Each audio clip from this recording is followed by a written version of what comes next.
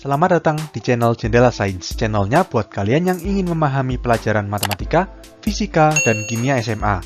Di video ini kita akan membahas larutan elektrolit dan konsep redoks part yang kedua, yaitu tentang reaksi reduksi oksidasi dan bilangan oksidasi. Simak terus video ini sampai akhir. Reaksi reduksi oksidasi atau disingkat dengan redoks adalah reaksi reduksi dan oksidasi yang berlangsung secara simultan atau bersamaan. Jadi reaksi reduksi dan reaksi oksidasi harus terjadi secara bersamaan. Nggak bisa hanya reaksi reduksi saja atau reaksi oksidasi saja. Oke? Nah, terus apa itu reaksi reduksi dan apa itu reaksi oksidasi? Definisinya ada 3 macam. Definisi yang pertama, reaksi reduksi adalah reaksi pelepasan oksigen, sedangkan reaksi oksidasi adalah reaksi penerimaan oksigen. Oke? Definisi yang kedua, jadi definisi pertama ini kemudian berkembang ya menjadi definisi yang lebih luas. Definisi kedua itu reaksi reduksi adalah reaksi penerimaan elektron, sedangkan oksidasi itu adalah reaksi pelepasan elektron. Jadi kalau kalian masih ingat, atom yang melepas elektron itu menjadi ion bermuatan positif gitu kan, itu namanya reaksi oksidasi. Sedangkan atom yang menerima elektron itu menjadi ion bermuatan negatif, itu namanya reaksi reduksi. Oke, paham ya? Nah, lalu definisi kedua ini berkembang lagi menjadi definisi yang ketiga yang lebih luas yang akan kita pakai, yaitu kalau reaksi reduksi itu unsurnya mengalami penurunan bilangan oksidasi atau biloks. Sedangkan reaksi oksidasi itu unsurnya mengalami kenaikan bilangan oksidasi atau biloks. Nah, sebelum kita membahas apa itu bilangan oksidasi, kita bahas terlebih dahulu dua definisi yang pertama ini.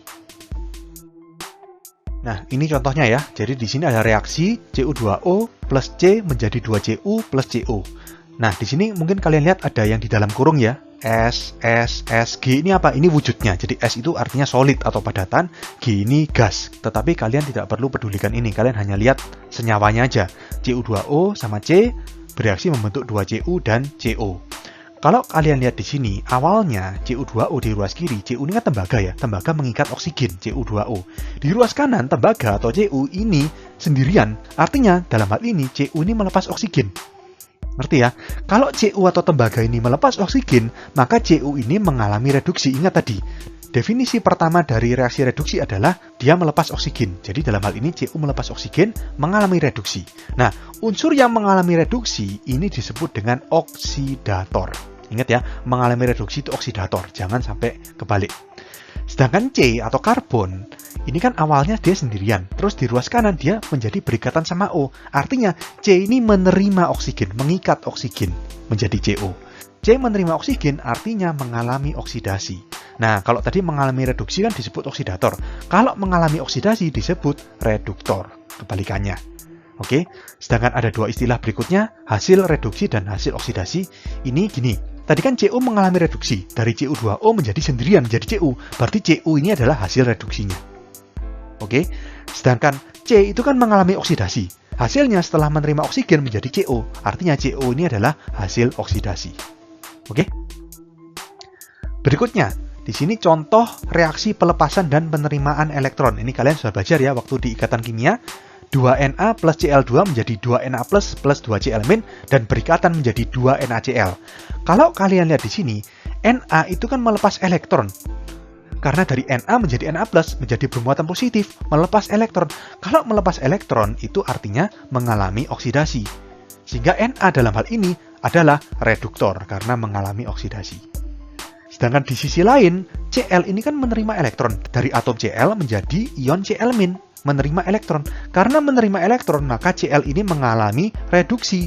Karena mengalami reduksi disebut dengan oksidator. Oke? Sedangkan hasil reduksinya apa? Tadi kan Cl menerima elektron, mengalami reduksi.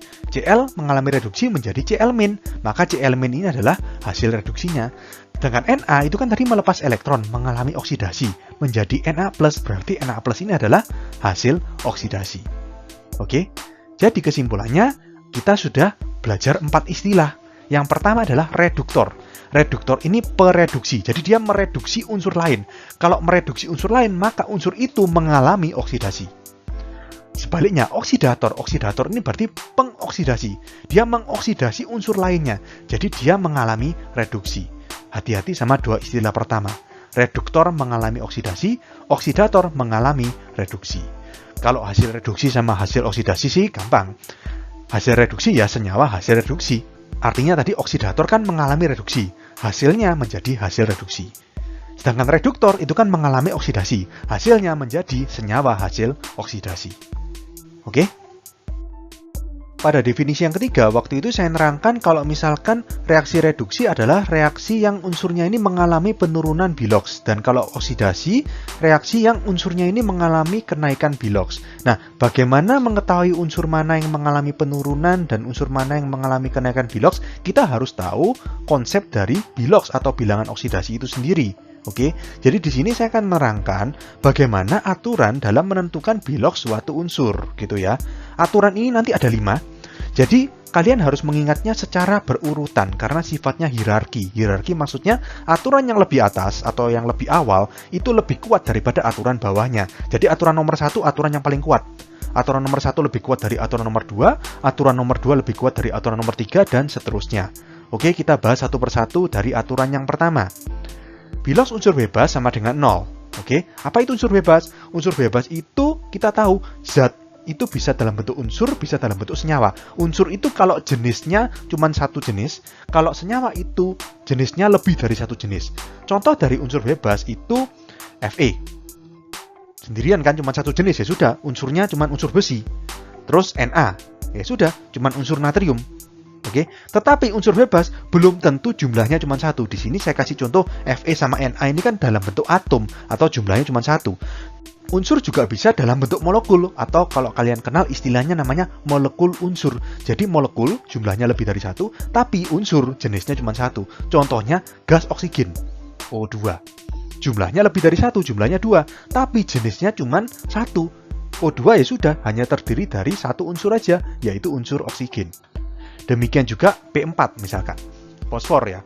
Jumlahnya 4 lebih dari satu, tapi jenisnya cuma satu jenis unsur, yaitu unsur fosfor. Oke, kita ke aturan nomor 2. Bilox fluorin atau F sama dengan -1. Nah, tapi seperti ini. Misalkan fluorinnya dalam bentuk unsur bebas, F2 gitu. F2 itu kan unsur bebas. Terus bilox fluorin pada F2 ini 0 atau -1? Jawabannya 0. Kenapa? Karena sekali lagi hierarki, aturan nomor 1 lebih kuat daripada aturan nomor 2. Jadi bilox fluorin pada F2 itu sama dengan 0, bukan -1. Oke? Kita lanjut ke aturan nomor 3. Bilox logam sebagai kation ya, dalam kurung kation ini maksudnya sebagai kation, adalah muatannya. Nah, terus berapa muatannya logam? Di sini saya berikan tabel yang akan membantu kalian mengingat muatan dari logam. Tabel ini harus kalian ingat. Oke? Saya tekankan harus kalian ingat. Karena nanti di bab berikutnya waktu tata nama, kalian bukan hanya harus hafal muatannya berapa, tapi kalian harus hafal namanya juga. Jadi di sini istilahnya pemanasan dulu. Kalian hafalkan muatannya, jadi nanti waktu belajar tata nama, jadi beban kalian sedikit lebih ringan karena kalian sudah pernah mempelajari muatannya. Jadi di sini yang muatannya +1 itu logam-logamnya Li, Na, K, dan Ag. Yang +2 itu Mg, Ca, Sr, Ba, Znni. Yang +3 itu AlCr. Nah, gini tips dari saya, untuk logam-logam yang jenis valensi atau jenis muatan yang cuma 1, untuk yang golongan A itu kalian bisa ingat dari golongan 1A, 2A, dan 3A. Golongan 1A itu kan awalnya kan H, hidrogen, tapi kan itu kan bukan logam ya. Kita mulai dari Li, NaK, ini kan 1A. Ditambah Ag, ini dari 1B. Yang +2, Mg, Ca, Sr, Ba, ini semuanya kan golongan 2A, alkali tanah. Ditambah Znni dari golongan B. Dan yang +3, Al ini kan golongan 3A, plus Cr dari golongan B. Jadi untuk yang golongan A, kalian tinggal ingat, oh ini golongan 1A berarti +1, golongan 2A berarti +2, golongan 3A berarti +3.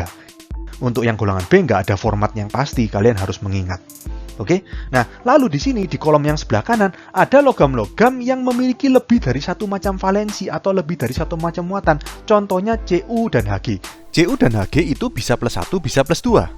Au bisa +1, bisa +3, Fe dan Mn bisa +2, bisa +3, Sn, Pb, Pt bisa +2, bisa +4. Kalau kalian lihat, kebanyakan logam yang memiliki lebih dari satu macam valensi ini logam-logam yang terletak pada golongan B pada sistem periodik.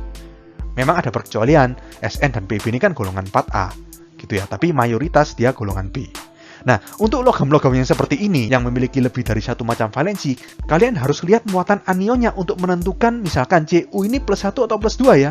Lihat muatan anionnya. Nah, terus muatan anion itu gimana? Saya berikan tabel lagi. Di sini kalian juga harus mengingatnya. Nah, ada yang muatannya min 1, ada yang muatannya min 2, ada yang muatannya min 3. Ini juga perlu kalian ingat. Ya, karena nanti di tata nama pun kalian harus ingat muatan senama-namanya juga. Jadi kalian istilahnya pemanasan dulu, kalian hafalkan muatannya. Oh, F itu min, oh, CO3 itu 2 min, oh, PO4 itu 3 min, dan seterusnya. Oke.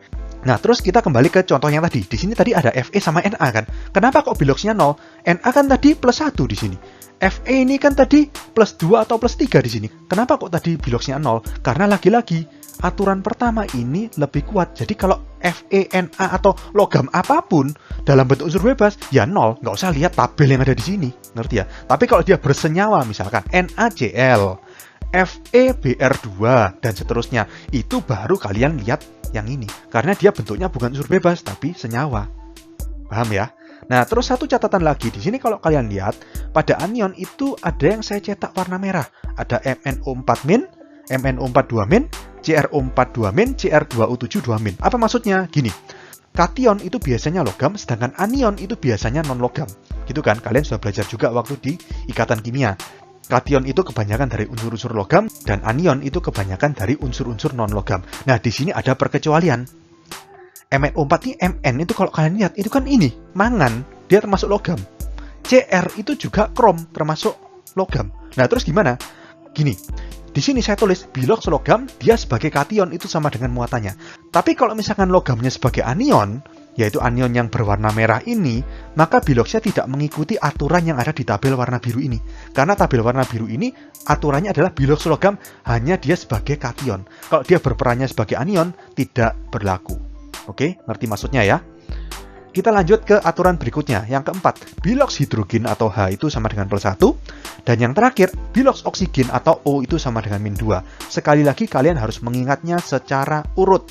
Oke, termasuk juga kalian harus mengingat bilox logam dan muatan anion. Oke? Nah, terus ketentuannya adalah total bilox dari senyawa itu adalah 0. Senyawa itu kan tidak bermuatan ya, muatannya netral, 0. Tapi kalau total bilox ion itu harus sama dengan muatannya. Misalkan muatannya min, berarti totalnya harus min 1. Muatannya 3 plus, berarti totalnya harus plus 3. Gitu, oke? Mungkin kalian masih agak bingung, kita ke contoh soal. Di sini ada senyawa H3PO4. H3PO4 ini akan kita tentukan bilox masing-masing unsur. Di sini H3PO4 kan terdiri dari unsur H atau hidrogen, P atau fosfor, dan O atau oksigen. Kita tentukan bilox masing-masing. Caranya gimana? Kita lihat aturan nomor 1-5. Yang pertama, bilox unsur bebas adalah 0. Di sini H3PO4 ini kan jelas bukan unsur bebas, ini kan senyawa. Terdiri dari lebih dari satu jenis unsur. Oke, jadi kita ke nomor 2. Bilox fluorin sama dengan min 1. Apakah ada fluorin atau F di sini? Nggak ada. Lanjut kita ke nomor 3. Bilox logam yang sebagai kation itu sama dengan muatannya. Di sini apakah ada logam? HPO semuanya non logam. Nggak ada.